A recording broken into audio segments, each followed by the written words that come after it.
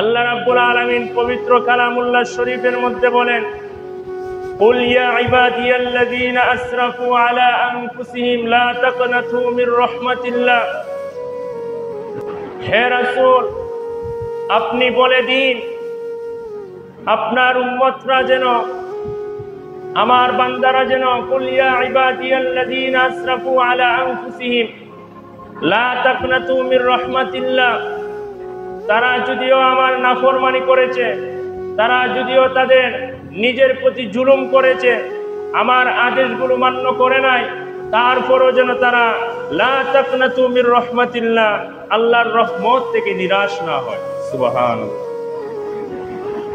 তারপরে যেন আপনার উম্মতরা আমি আল্লাহর রহমত থেকে যেন তারা নিরাশ না হয়, যত বড়ই গুনাহগার হোক না কেন, যত বড়ই অন্যায়কারী হোক না কেন।